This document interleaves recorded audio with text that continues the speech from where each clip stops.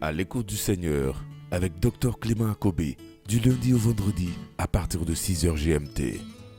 Regardez un peu comment nos parents font des cultes aux morts et comment ils le font.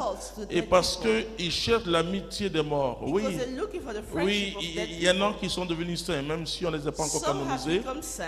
Oui, ça c'est vrai. Mais nous avons Jésus-Christ. Nous avons les anges. Il y a des chrétiens, quand ils marchent, ils s'imaginent qu'il y a le diable derrière eux. Moi, je n'ai pas cette vision. Quand je traverse la route, je sais que les anges de Dieu campent autour de moi. Alléluia. Et m'arrachent de tout danger. Nous allons prendre le livre de l'Apocalypse au chapitre 12. Mais nous allons progresser à partir du verset 7 jusqu'au verset 11. C'est très important de savoir par quoi nous avons la victoire. Dis à ton voisin, par quoi nous avons la victoire. Parce que vous pouvez prier et vous aurez l'impression que Dieu ne vous a pas entendu. Parce que le royaume est un royaume organisé. Imaginez le monde ici-bas qui est organisé. C'est-à-dire que si vous n'êtes pas médecin,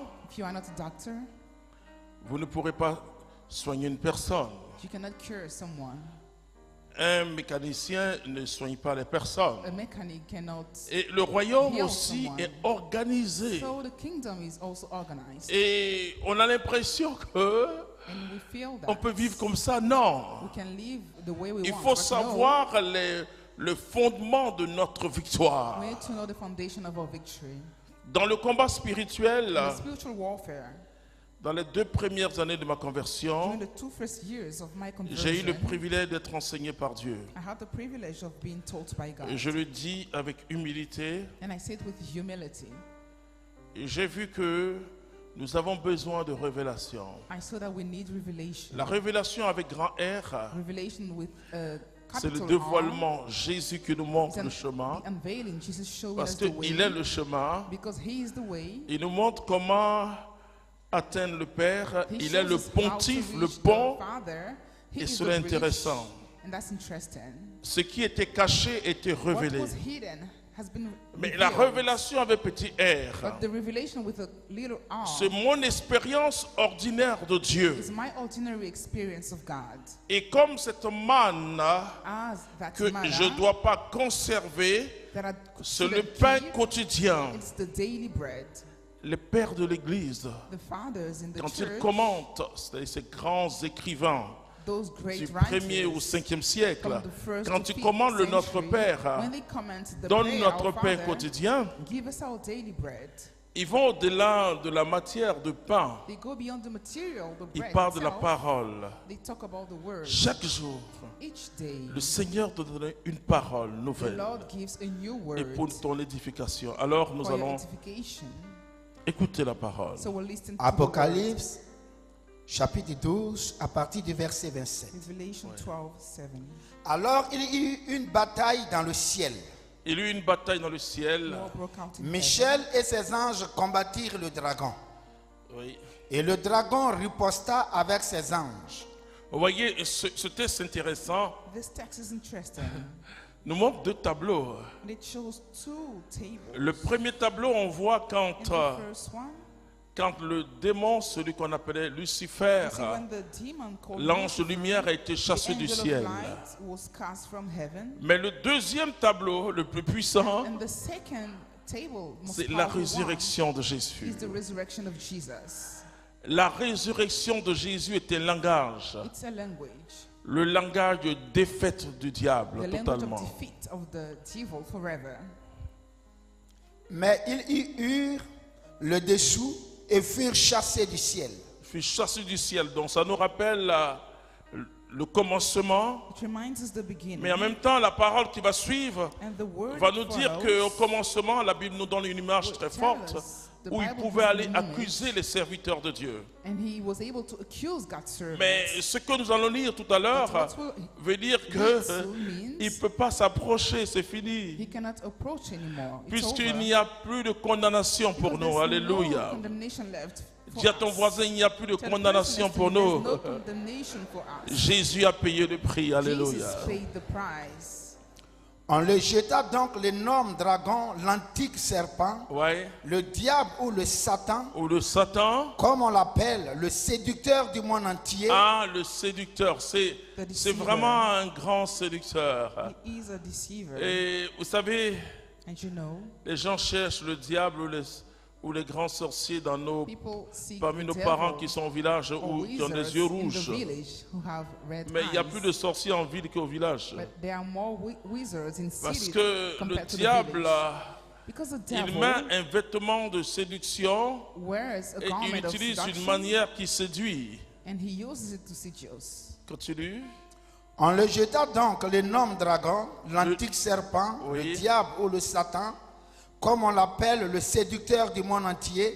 On le jeta sur la terre et ses anges furent jetés avec lui. Amen.